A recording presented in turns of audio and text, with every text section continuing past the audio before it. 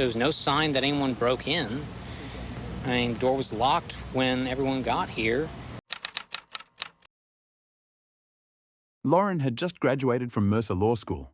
Her family, her boyfriend David, and even her beloved puppy Butterbean were all there to cheer her on. She was on top of the world with the bar exam just weeks away. But what no one knew was that Lauren had begun to sense something dark lurking in the shadows of her new life. Her apartment at Barristers Hall, once a cozy haven for late-night study sessions, suddenly felt different, violated. She confided in her sister that things inside her apartment seemed out of place, as if someone had been inside while she was gone. She felt eyes on her, watching, waiting, but there was no forced entry, no proof, just a chilling instinct she couldn't shake. On June 25th, Lauren sent what would become one of her last messages, telling friends she was hunkering down to study and not to worry if she didn't respond. Days passed. Calls went unanswered. Texts left unread. Even her sister's honeymoon pictures received no reply. At first, it looked like a busy law graduate avoiding distractions. But soon, the silence became deafening. And for those who loved her, that silence felt like the beginning of a nightmare. When Ashley and her boyfriend arrived at Lauren's apartment, her car was still parked outside, as if she had never left. Using a spare key, they stepped inside. At first glance, nothing looked unusual. Lauren was planning to move in with David, so a few scattered belongings didn't seem alarming. But as they looked closer, dread began to set in. Her laptop, her phone, her law books, even her purse. All of it was still there. These were things Lauren would never walk away from. And her calendar confirmed the most chilling detail of all. She was scheduled to move out the very next day. Where was Lauren? Friends searched the complex, her ex-boyfriend Joe combed through the campus, and David waited for answers that never came. 4 days had passed since anyone had truly heard from her. When police finally arrived at Barristers Hall, everything looked too perfect. No signs of a break-in, no struggle, nothing missing. But detectives knew something wasn't right. They pulled out luminol, the chemical that reveals hidden blood. And when they sprayed Lauren's bathroom, the truth exploded under the light. The room lit up in a horrifying glow, revealing what the human eye could not see. Lauren hadn't just vanished. Something unspeakable had happened inside that apartment. Blood in the bathroom told detectives the unthinkable. Lauren was gone. But where was her body? On June 30th, a sweltering hot day in Macon, investigators regrouped outside, searching for their next lead. That's when a sudden gust of wind carried something so foul it froze them in place. The unmistakable stench of human decay. They followed the smell to a row of garbage bins. And when the lids creaked open, every officer on scene was struck by a sight that would haunt them forever. A black plastic bag, wrapped tightly around a woman's torso. It was Lauren. Her body had been mutilated, discarded like trash. And if not for the police vehicles blocking the garbage truck that morning, her remains might have been lost forever. The medical examiner confirmed the remains were Lauren's, though the exact cause of death could not be determined. She had been killed and dismembered. Her bright future stolen in the most horrific way. Investigators knew the killer was someone close.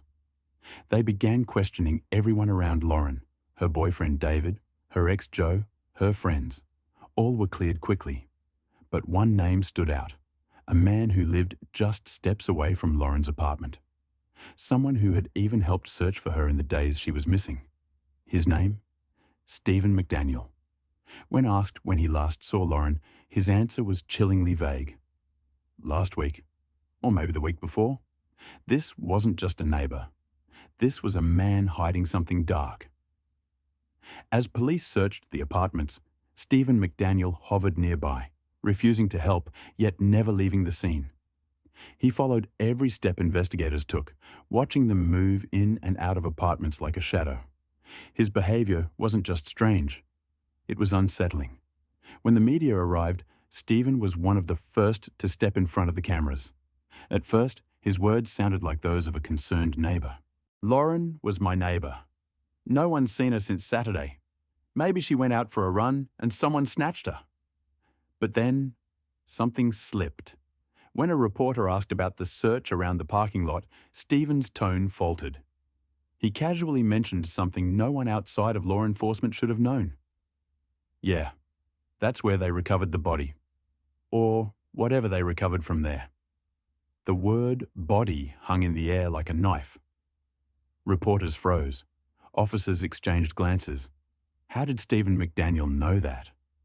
The public didn't even know a body had been found yet. But Stephen did, and in that chilling moment, the mask of the helpful neighbour began to crack, revealing something far darker beneath. By now, police had searched Stephen's apartment. What they found was deeply unsettling. Stockpiled food, energy drinks, weapons, and even stolen condoms from burglarized apartments nearby.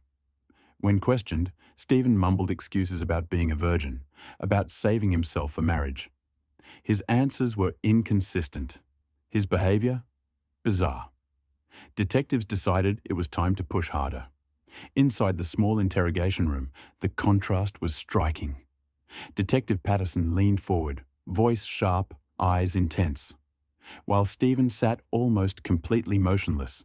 He barely moved his head, barely blinked, staring off into space as though in a trance. The video, when sped up, looks even more disturbing. The detective pacing, gesturing, pressing for answers, while Stephen sits like a statue, frozen, refusing to break character. Patterson pressed on. "You know this girl, right?" "Who is she?" Stephen softly. "Lauren Giddings." "She lives next door to you?" "Yes." "Then help me." "What do I tell her family? What happened to her?" "I don't know." Over and over again, the same answers. Yes, no. I don't know. Finally, Patterson snapped. "You got on the news, Stephen. You gave an interview her mother saw, ran your mouth for the cameras. But now you sit here and give me nothing. You're just a sorry piece of bleep that don't care." The tension in the room was unbearable. Patterson's voice echoed with anger, while Stephen remained eerily calm, whispering denials, staring blankly at the table. For the detectives, one thing was clear. This was not the reaction of an innocent man. This was the behavior of someone hiding something dark, something monstrous. And every minute Stephen sat silent, the weight of guilt pressed heavier on the room. Hours of interrogation had passed, and Stephen McDaniel was still clinging to his lifeless mantra. "I didn't do anything." But detectives knew better, and slowly, piece by piece, the walls began to close in.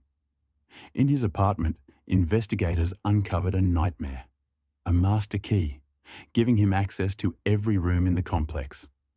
Pants that tested positive for Lauren's DNA. A hacksaw package, later matched to the very saw, found in a condominium maintenance room, still stained with blood. Flash drives filled with disturbing, explicit material. Search history soaked in violence, obsession, and Lauren's name typed again and again. This wasn't just a crime. This was an obsession turned into horror. When detectives confronted him, their tone changed. The patience was gone. "Stephen, it's over. You thought you were smarter than everyone. But somebody always leaves something at a crime scene, and you bleep up." Still, Stephen sat in silence. His only defense, a blank stare. Classmates would later describe him as strange, awkward, and obsessed with death. He fantasized about a zombie apocalypse, about the perfect murder, and constantly tested people with chilling hypotheticals. He wasn't popular, he wasn't respected, but he believed he was the smartest in the room, and perhaps that's what made him dangerous. Lauren Giddings had shown him kindness. She'd introduced him to her own mother, tried to pull him out of isolation, tried to treat him like a friend. But that kindness was twisted in his mind into something darker, something deadly. The hacksaw told the truth. The blood told the truth. The search history told the truth. And no matter how many times Stephen whispered, "I didn't do it," the evidence screamed louder. He did. Karen still couldn't shake the image of him, the quiet neighbour who always kept his curtains drawn. The second time she ran into Stephen before graduation, something about him set her on edge. He seemed to watch the world through closed blinds, and that small, unnerving habit kept replaying in her mind. The prosecution's case was a mosaic of chilling clues. Pants testing positive for Lauren's DNA, a hacksaw linked to a bloody maintenance room find, flash drives full of grotesque material, and internet searches that mapped an obsession. Yet the defense hammered at what the jurors could not yet see. No DNA on the hacksaw, no fingerprints in the bathroom, calling the case largely circumstantial. Then came the photograph that changed everything. Recovered from a memory card taken from his unit was video of Lauren's house. Clear footage filmed the night she disappeared. Stephen hadn't just been lurking. He'd been watching through a camera mounted on the end of a pole, peering into the life of the woman next door.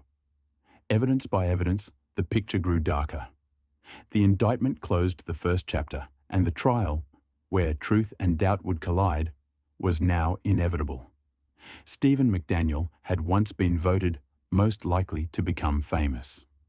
In the end, he did, but for reasons that no one in Macon could ever have imagined.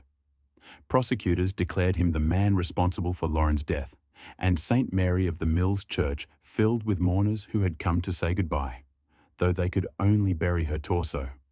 Days later, the DA announced they would pursue the death penalty. But Lauren's own opposition to capital punishment, something she had spoken of often, influenced the final decision. Prosecutors agreed to drop the death penalty in exchange for a guilty plea. In April 2014, Stephen McDaniel stood before the court and confessed in chilling detail.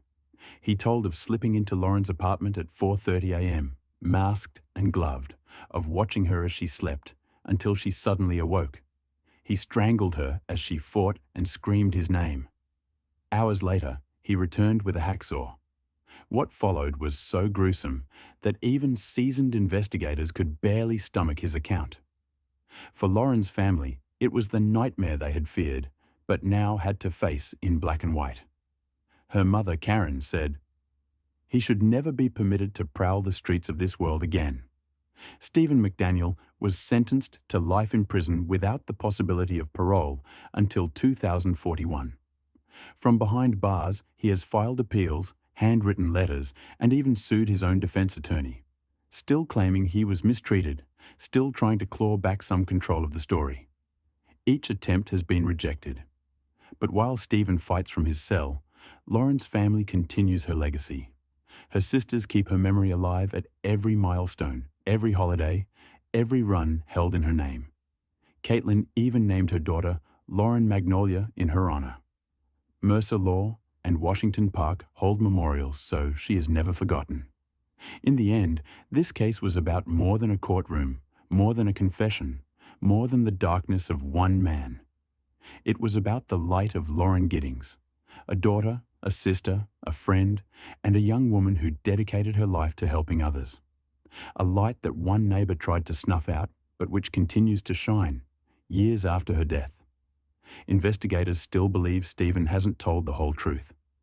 Some evidence may never be found, but one truth remains certain. Macon lost one of its brightest, and the world lost a defender who never got the chance to fight her first case. Lauren's story now lives as both a warning and a reminder that kindness, even to those who make us uncomfortable, should never cost someone their life. And a reminder that, even in the darkest stories, memory and love can endure.